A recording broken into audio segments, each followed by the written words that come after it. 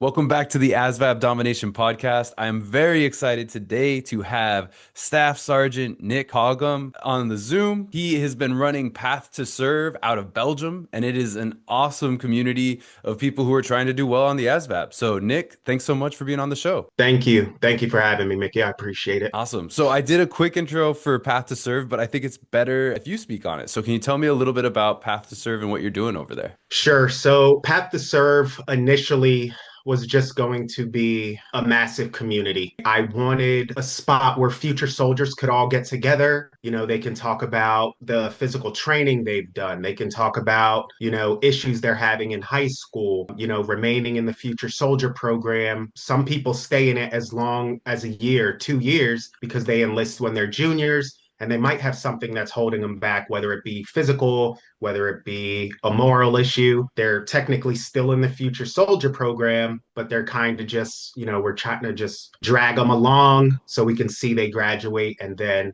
initially get them to technically, enlist. So I created Path to Serve primarily because I wanted people to do the first thing they need to do, which is be informed on the enlistment process completely. So initially it went from, wanting people to be informed of the whole process, and I was going to be that mentor and guide parents. And then now my focus is more of the prepping for the ASVAB. Awesome. Perfect. No, that's great. And you come from this kind of stock, right? You have a really good background. You were a recruiter. Can you tell me a little bit Yeah. about your recruiting experience? Yeah, so I was an Army recruiter for about 4.5 years in Lancaster, Pennsylvania. If you've ever been there or know No. the area, it's big, big Amish town. It was one of those cities where it was very difficult to recruit, because of my skin color. There were some places, some schools I just could not recruit in. And I wasn't upset about that. I know how it is, and I get people can feel the way they want to feel, and I'm not going to put myself in that situation. Recruiting in Lancaster for me was not challenging because when I first got there, I was told, hey, you're going to suck at recruiting for the first 6 months. You're not going to get anybody in. My very first month, I was like, challenge accepted. So my first month in recruiting, I put 4 people in. Oof. And then from there, my station commander wanted that consistently. And that kind of like drained my energy, because here I am, this new recruiter, fresh out of recruiting school. And I was excited. We are telling the sergeant major, oh, Sergeant Pogam got 4 people to enlist. But now they want to see that continually, the whole time. And it's not possible. I didn't come in the game as like a superstar recruiter. I just felt like talking to people, being relatable, and then people hearing my background and understanding that I wasn't just saying things to get them in.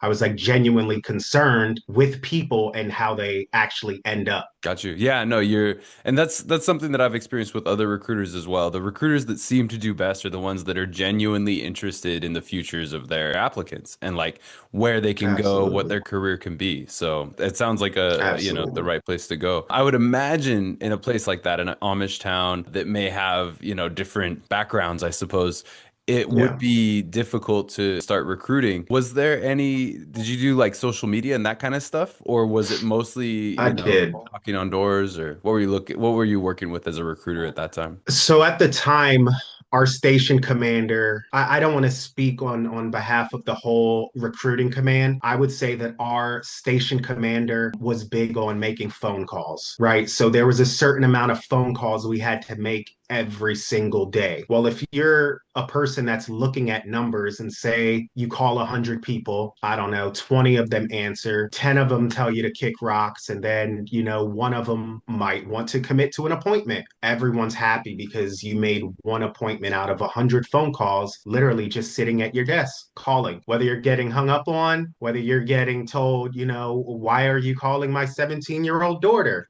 Or my 17-year-old son. You have to be prepared to answer those things and hold your emotions back. Because, sure, some people might want to curse that parent out and say something, but there's that, tact and remaining professional, just understanding who you're representing. Nice. So, to get back to your question, sorry, I go off topic sometimes. No worries, no worries. My thing was social media. I absolutely love social media. It happened that our recruiting station was right across the street from a mall. So a lot of the times sometimes during lunch, myself and my buddy, he's actually a National Guard recruiter, Sergeant First Class Padena in Pennsylvania. We're good friends to this day. He taught me a lot in recruiting. We would go to the mall and people would just automatically stop us sometimes. And you would be surprised at how many people, while you're eating, just want to come up to you, shake your hand, or just ask you, what are you doing here? Why are you here? And then for our minds, we're like, wow, this guy's just hanging out at the mall. He looks about 17, 18. Let's talk to him. Let's build that rapport and let's figure out like his goals. Because any job someone wants to tell me that they want, I feel like there is a career in the Army that can sort of relate or help you get there. I'm not saying it's the end all be all, but I do think for a lot of people who are confused at the process and they don't really have a great mentor or good leadership or good role models, the military is such a great place to start. And I will say that for any branch, not just specific to the Army. Yeah.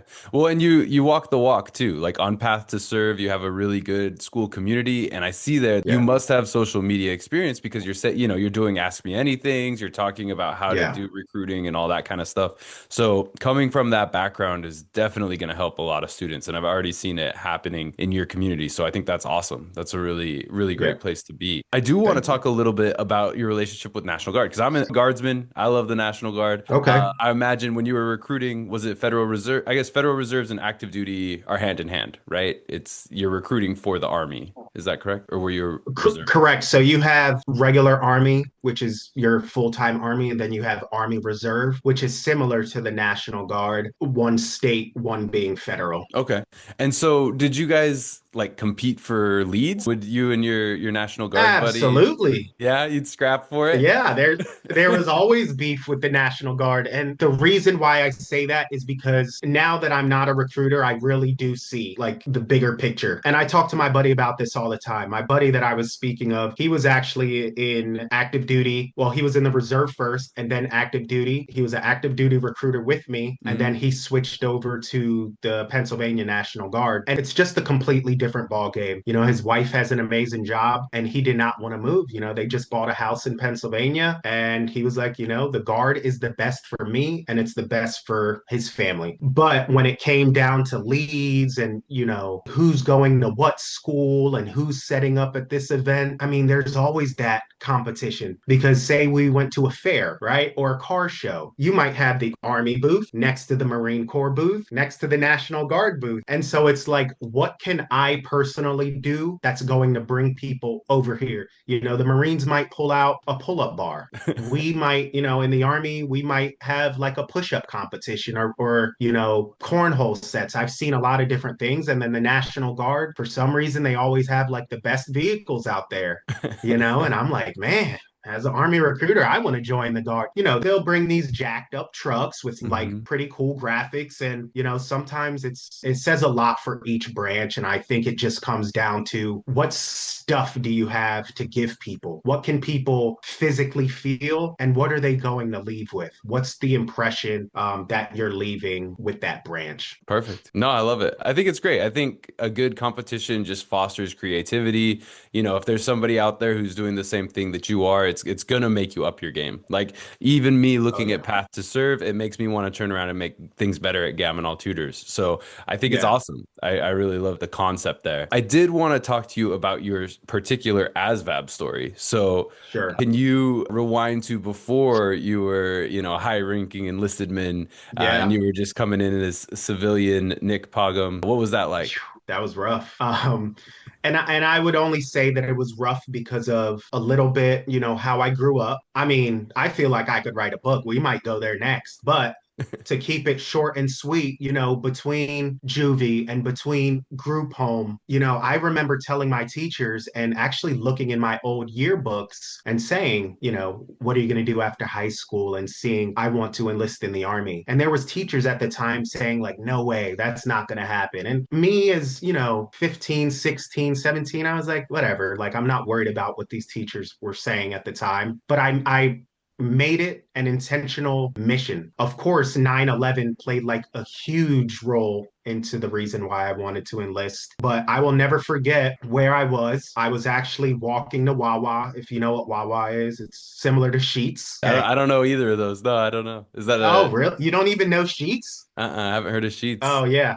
So it's kind of like a souped up gas station. You know, they have the hoagies and the sandwiches and all the good stuff. But I remember walking there with about three or four of my friends, and I see a recruiter in the parking lot. Now, I don't know what recruiting tactics this guy used, but he did pull out like two wads of cash, right? He pulled out two massive wads of cash, and That's he's better like, for booths. You should have "Come done here." that at your booth. I You know. I might beat didn't out the even souped up trucks. I know, I didn't want the ethical dilemma, but I was thinking, man, in 2006, it was probably like easy, because they needed people to join. But yeah, he pulled out these wads of cash and it was like something out of a movie. He happened to be like propped up on his car, and his car was very nice, had rims and everything. It wasn't like a government, issued vehicle. And he was like, "Look, you want to know how I earned this?" And me, I'm with my friends. I'm like, shoot, how, And he pretty much told me he was in the army, what he did. And next thing I know, he's writing our name down on the lead cards. And to this day, I remember out of the four friends that I was with, I was the only one who left like instantly to go to the recruiting station. Now, when you're that young and you're hanging out with your friends, like you guys just want to chill, go ride bikes, play basketball, do whatever you want to do. So for them, that was like that moment where it was like, man, you're gonna ditch us for this?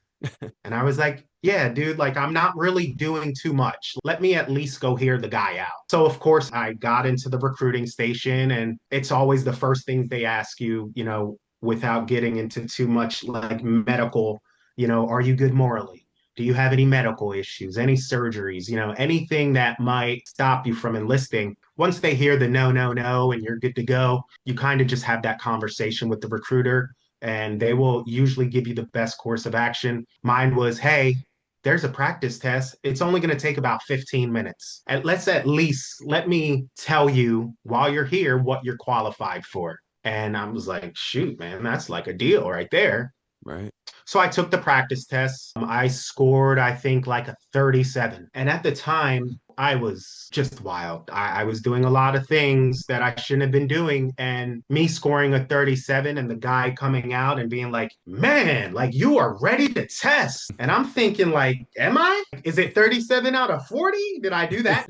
But I ended up testing like literally the next day, right? All you need is your social and an ID. And I ended up testing. Now, of course, I was nervous about everything else. My mom, she actually had one wish. She said, when you pass this test, whatever you do, do not join the infantry. I said, no problem. This was like something out of a movie as well. She sees the recruiter car pull up to get me that day to go test, and she starts chasing the recruiter's car, like crying. Whoa. Something out of like Forrest Gump. I don't know. It was wild.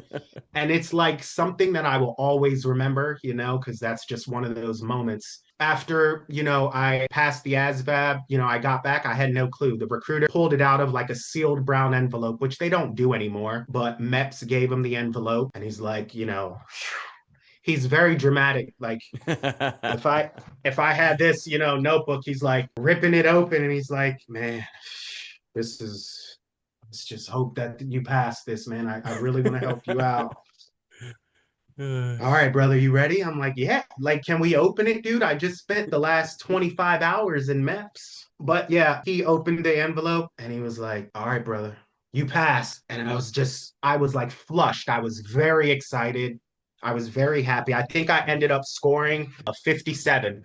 Okay. And for me, fresh out of high school, again, now knowing what I know, of course I would have studied way more, but at the time, I didn't know what a cat alpha was, anyone that scores a 50 or above, or category Bravo, or, which is like 31 and below. I didn't know any of that. I didn't even think to study for this. I thought this was all just common stuff you learn in school, which I learned the hard way that it wasn't. So if I could do it all over, 100% would have studied, and I would have looked out, for a program like I created, or even just finding a personal tutor that would have taken care of me, because I know at the end of the day, the ASVAB determines a lot with your career.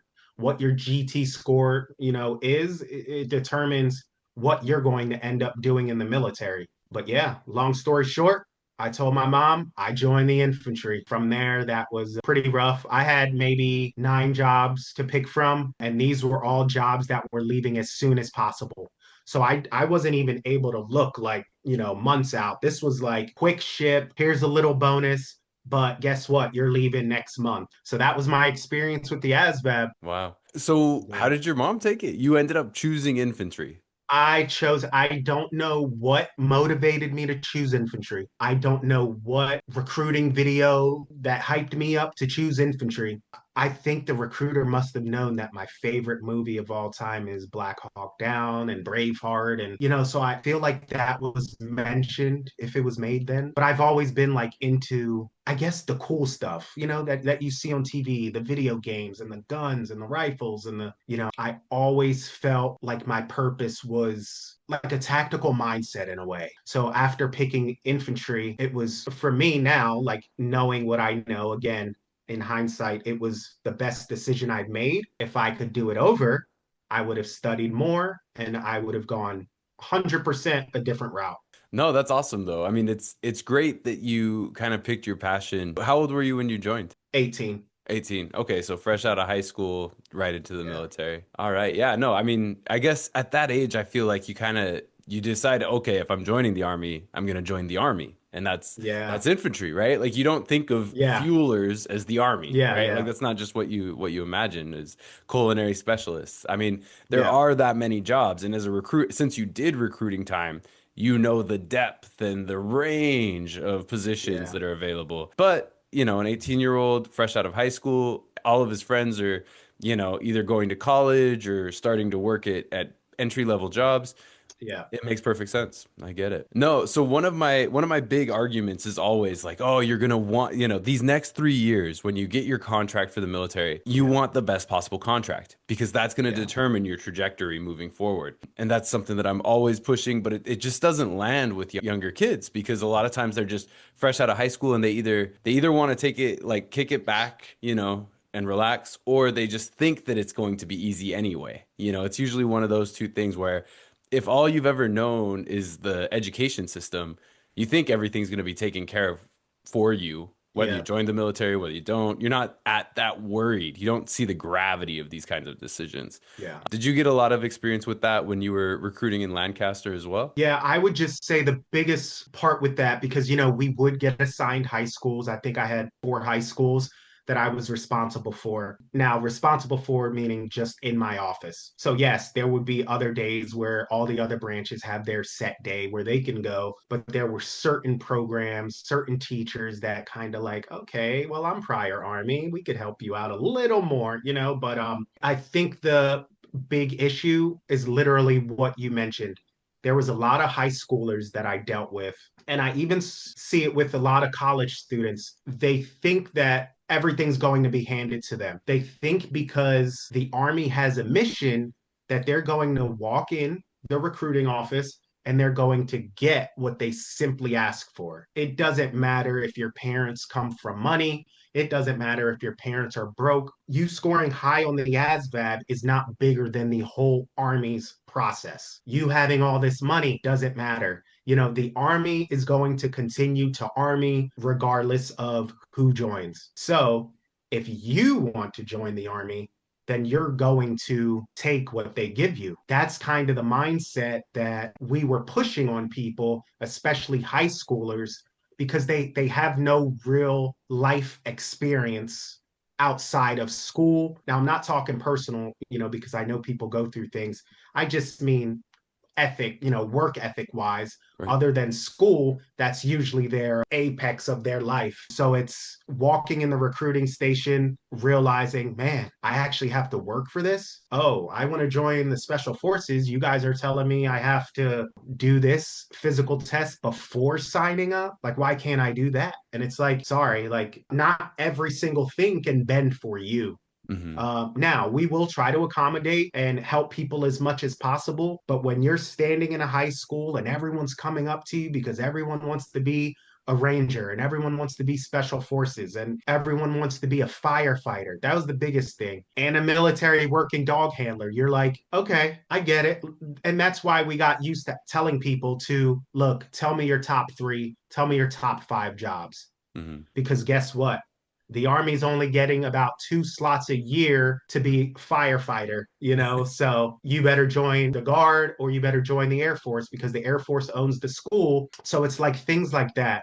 You're not going to, we can't guarantee you something just because you like it or you heard about it. Yeah. No, and it's strange because a lot of times they're used to their high school, they're used to their elementary school, and their teachers are trying to hook them up, or they're used to like Oh, yeah. functioning in these bureaucracies. And so they Yeah. imagine that the army's just like the bureaucracy that they've been exposed to. And it's just not the case. Like day one of Yeah. basic training, you find out that like whatever you thought was going to happen isn't the way that this goes down. So Yeah. yeah, it's great. What was it like? I know you mentioned a story to me about somebody in Pennsylvania that you'd worked with and you'd Yeah. impacted their life. Do you think you could share that? Like what was that like having that kind of Which impact? one? Oh, yeah. So this guy, he's actually CW2 Forsberg. There's certain people, and I don't know, maybe one of my applicants will be listening. If you are listening, just comment. But there are certain people that you always remember. He just happens to be one that I will always remember because I feel like I had the biggest impact on him and he also had an impact on me. So I was doing the old school recruiter thing. I went to a Goodwill, and there was a recruiter one time who said, hey, why don't you go put your business cards inside books? Right. So you want people that are reading these military books, let's put your business cards in them. So I went to a Goodwill, not necessarily a library right away. I went to a Goodwill. One, I like treasure hunting, and two, I wanted to put my business card all over the books. Like, I don't care what books, I just wanted to put them in there. And I ran into this lady who now I know was this chief's wife. And she was pretty much saying, like, yeah, like my husband's always wanted to join. You should reach out to him. And in my mind, I'm thinking, like, I don't want to be too pushy, but like, I need an appointment for the day. I need his number. I need his name. I need his email. Like I have to reach out to like a lead that's hot. And his wife, I could tell they were a little bit older, more mature. So I feel like you can talk to older people a little bit better because it doesn't sound like a used car salesman. And she pretty much told me her husband's story. Hey, he's always wanted to fly. And in my recruiter brain at the time, I'm like, he wanted to fly. That's going to be a long process. But he completely surprised me. Now, was there a time I told him, hey, he should probably go special forces? Yes, absolutely. Because I think the smartest should go special forces if that's the path that you want to take. Just because it's cool, that doesn't mean every smart person wants to go on the type of missions, you know what I mean, that special forces does. So when I finally got a hold of Noah, he told me he always wanted to fly. And I said, look, this is going to be a long process. I'm about to PCS, but this is like what I want to work on, right? So I got him to take the practice test, scored a 99 on the practice test. I'm like, Sweet. dude, you're ready to go. And he's like, man, I think I need to study more just in case. I know there's more sections on the actual ASVAB. I was like, dude, I'm telling you, you don't need to study anymore. You studied all. You studied everything already. And his mind was able to retain everything. So I ended up taking him to MEPS a few days later. When we take applicants to MEPS, the recruiters were sitting there waiting for their physical to get done, because we know if their physical's good, they're probably going to enlist that same day. So I was refreshing on the computer. I was refreshing and I saw that his vision, he had like a 2 or 3 in. Now for flight, I know you need all ones in your,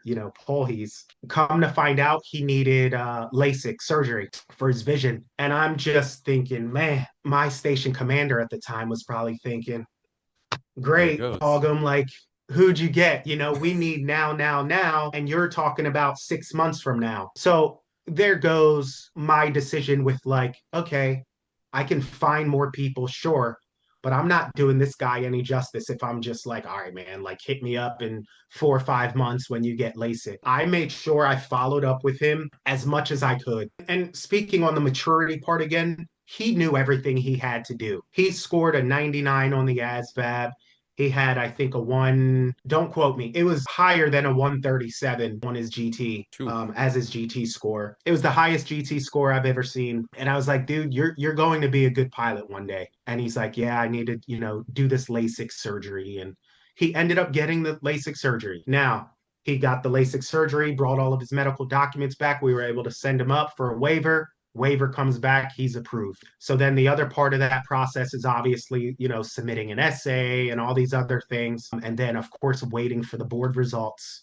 Board results a few months later came out, boom, his name was on there. I was so happy for him because I felt like where a lot of recruiters didn't want to deal with this situation, we made it easy for him. And he knew everything that he had to do. The last thing I'll say about Chief Forsberg now, when I was recently in, I believe when I was in Korea, or no, I'm sorry, I was still in Pennsylvania at the time, right about to finish recruiting. He was in school. And then I PCS'd and he wrote me a letter to my mailing address. I think he messaged me on Facebook. I gave him my mailing address and he pretty much said, hey, Sergeant Pogam, thank you so much for like helping me through this process, impacting me. And he sent me his class graduation coin, his first coin. And Nice. so when I got that in the mail, I was like, man, that's awesome, because he was the first, person from the streets that I put into a helicopter seat, at least the training. His own aptitude passed. I just got him there. Right. Well, and that's not Um, easy. And most yeah, recruiters are just gonna, yeah, they find somebody who's a little older and they'll pass them on. So it's yeah. not an easy thing to do. And that's exactly what happens. Usually, you kind of get an idea from the recruiter. You kind of get an idea of their personality and the type of person they want to put in. And I mean, if you're one of those people that don't really get along with people and you're always grumpy and you never smile, nobody wants to come to you. You're Right. scary, dude. Like a lot of these high schoolers, like you are their first introduction to the military. Yep. Other than, them seeing you in school, most of them just stare at you while you're standing there at a table at their lunch because they're just looking, they're just observing. They're seeing what you're doing and they want to talk to you. They just want you to make the first move or, they need that reassurance that it's not a weird thing to come up and say hi. And talk to a recruiter. No, I mean the social anxiety even among adults nowadays is crazy. I cannot Oh yeah, imagine, recruiting high schoolers or it's even, rough. yeah, that's a wild like getting past the first sentences would just be crazy. So, Yeah. um It's more of the questions that they ask you. mhm. It's not so much of like, they always say like in the movies and stuff, like never ask a soldier like how many people they killed or like all these things, right? That people just don't know about. That might literally be the first thing a high schooler comes up to you and say, says. I had a ninth grader come up to me and I could tell, he must not have been all there, but he, came up to me and kind of just like tugged my shoulder and was like, did you kill anybody? And I'm like, hey, bud, you want a pencil? We have pencils here. And you got to just figure out ways to just get rid of those things because I mean, it puts a bad name Yeah. and, what you're representing just looks like all you do is kill people. Right, right. No, I think it's awesome. I mean, your particular ASVAB story is really interesting too, because presently you're working in NATO, and I feel like that's the kind of thing. Like I used to do Peace Corps prior to joining the military, and a lot of people in Peace Corps couldn't wait to go out and join these government organizations, these world Mm. government organizations, and like, being involved with NATO, coming in as enlisted infantry and being stationed in Belgium, like I feel like that's the dream scenario for so many people who might be studying for the ASVAB. But you made it happen, within your career. And that's after, I'm sure you did basic training, you did your AIT or OSUT, whatever it was, and then Mhm. you did your recruiting time, and now you're in NATO. So, did you have to retake an ASVAB to get there, or was this all part of your aim? Like, was this your long range No, goal? not at all. I knew that I always wanted to be overseas. The truth of the matter is, I was at a point in my career where I knew that I wasn't going to get promoted to E8. I just finished my 3 years of platoon sergeant time because those 4 years of recruiting, while I was recruiting, my buddies were being platoon sergeants. Mm, So it kind of, yeah. set them apart and they ended up being E8s and I kind of got left back on that end. So once I got done my platoon sergeant time, I looked in what was called the enlisted aid program. Do you know about this program? No, no, only what you've told me briefly. I don't know much about it at all. So I think that's not a problem with you, but a problem with a lot of people in general. Because if I would have never received a mass email about the enlisted aid program, I would not be in NATO. So, not to stretch it out, but just a brief little summary. The enlisted aid program, I received an email on, and it's put out by the quartermaster branch, the 92 series, and it is open to any MOS. So I was like, you know what? I'm going to apply. I'm going to apply for this. You can be an enlisted aide to a general.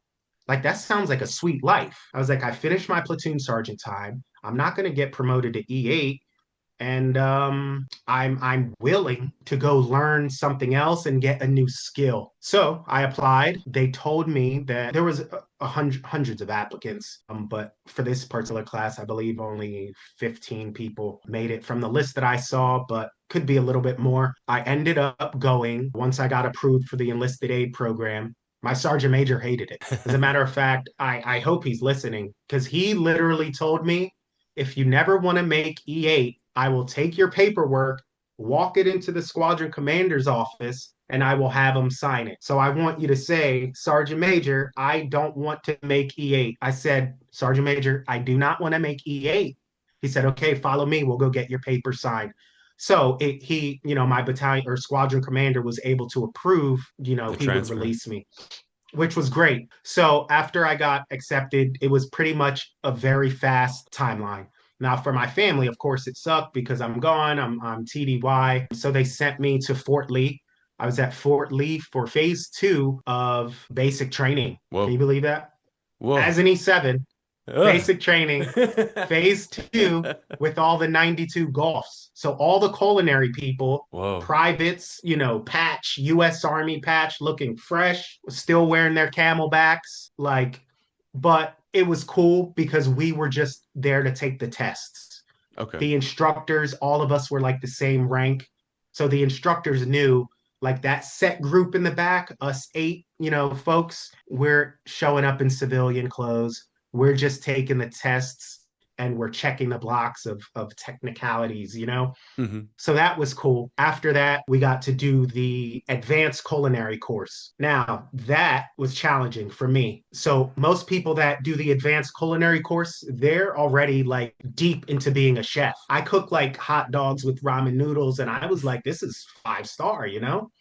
Throw some Texas Pete on there. But no, I learned probably the most I ever learned about the dynamic of food service, not just in a DFAC setting, because you take the 92 Golfs and you can take the folks who are enlisted aid and have gone through the advanced course, and you'll realize it's a whole new ball game. I mean, the instructors there are master sergeants and chiefs, and they're just phenomenal instructors and cadre who are helping you create these insta-worthy plates. Wow. And it's beautiful plates, like stuff out of great Michelin star restaurants. And you're just like, man, I can't do that. My thoughts initially were like, what am I doing? Yeah. I definitely can't do this stuff. But this comes back to my point. Like, I had zero experience cooking.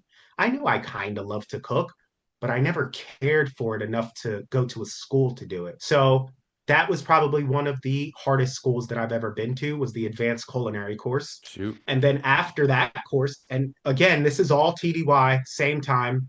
After that course, you go to the enlisted aid course, which was taught by Master Sergeant Nero, also a great guy. Now, the whole thing with the enlisted aid program is you do not know if you are going to get selected by a general. That Mm. is the part that sucks about the program, because there's a lot of people who go through that whole timeline. They think about moving their life, about to PCS, but there's no general hiring. Dang. There's only about 100, I don't even know, not even 100, generals that are authorized these slots. So there's only like 30, 40 enlisted aid spots in the whole military. Maybe a little bit more, But but it's I, still I highly it competitive. is very competitive. And it goes back to why I do the things I do and why I talk the way I do. Because I think if you're just personable with people, you can get what you want. You can bring people in, people will naturally just gravitate towards you. So when I was told that I was going to be, going to have an interview, I was told I was going to interview in Tampa with a four-star general. I turned that down, right? So I was told when you first got in the class that you could turn down interviews. It's not recommended because you might never get another interview again. Right. But after talking to my wife, I was like, no, Tampa's like, that's not even an option. And then I was told, hey, we're going to send a packet to Korea. And I'm like, oh my God, that's like way crazy from where I'm at right now. Like, I know nothing about Korea. After talking to the instructor, he was in Korea previously as an enlisted aide before taking that instructor spot, and he was hyping it up. And I was like, I don't really want to interview, but I interviewed with Major General L'Esperance, and I was hired. Nice. And I just remember telling my wife, hey, babe, like we're going to Korea, just instantly bawling because it wasn't like I could say no, Yeah. Yeah. Like a general just told me I'm hired to be his enlisted aide. I'm not going to be like, all right, sir, let me think about it. I'll get back to you and I'll put you on my calendar. Like, I'm not going to, I can't, Right. I don't think that's right. So after that, it was the best assignment that I had, the best family that I worked for. And it's just, it got me here to NATO. The general that I worked for after General L'Esperance, pretty much the same thing. He's actually here as well. And it's just been a great organization to work with. I absolutely feel like I cracked the code, the Army being at NATO, because it's one of those positions. I don't see much Army. I think like the lowest ranking I saw was like a captain. And then me being like, an E7, I'm like a private in like a brigade. It's nothing but the, heads of each NATO country there. And it's such a good opportunity. Awesome. No, that's great. That's great. I mean, you're clearly someone who takes advantage of the time, right? A lot of Yeah, for people will sure. do 20 years in the army and never leave, Fort Cavazos or what have you. Oh, yeah. And nothing against them, but like it's just, a whole different ball game when you go in intentional. And it Yeah, must no, have you're been a right. crazy sacrifice. Yeah. You've worked up to E7. And of course, you even as a PV3, you're thinking about being E8 one day. But yeah, I think That you was you always came my out on goal. top. Yeah. Yeah, Like yeah, that was definitely always my goal. I just always wanted to do something and still be able to challenge myself. So now that I see where I'm at, I think if I was to recruit in any echelon, I would be successful just because I feel like I hit all sides of it, mhm, and that really does tie into why I think Path to Serve is going to be successful. Obviously, I'm trying to make improvements every day, and people might message me and say, hey, this thing said error. And I'm like, screenshot it to me. I'll fix the bugs. And, you know, I've been doing everything by myself. So mhm. for people to give me that feedback, I'm like, great. I can see, the stats. I can see how many people have created accounts. And, it's nice to know that people are using your things. And I'm just very appreciative of, the time that I have to work on it, my family for helping me meeting you. I wasn't poaching on your people, by the way. Everyone, you need to see him. Go to his website if you need a tutor. Yeah. Well, So and I the appreciate feeling's it. mutual. The feeling's very mutual. Path to serve. I mean, you're actually serving in the army. Your heart's in the right place. You did recruit soldiers, and you've helped people to have better lives already. So you've got proof of concept already on that lane. And I have no doubt that Path to Serve is going to do great things for many future soldiers and for even people going for their second contract or whatever. Anybody trying to raise their score. There is no Yeah. shortage of resources out there. Like there is a million different places you can look, but I would always tell people to look for people who are already serving. that's one of the Yeah, best places to start. So it's just great to absolutely. see somebody else out here doing it. So I really appreciate the time. Absolutely. Nick Pogam, it's been a great having you. I love your story. Was there anything else that you wanted to share with and put on the podcast? No, I just wanted to say I do appreciate the opportunity you having me here. And if there are, future soldiers listening and you can take something from my story, don't hesitate to reach out to me. It doesn't matter if you want to join. It doesn't matter if think you want to join or you want to join a different branch. I'm all ears and I will help guide you as much as I can. So again, Mickey, thank you for having me. And I appreciate it, and I hope to talk to you soon. Awesome. Well, Nick Pogam, it's been a pleasure. Everybody, if you want to check his stuff out, go to Path to Serve, and he's easy to find. Nick Pogam. Thank you so much.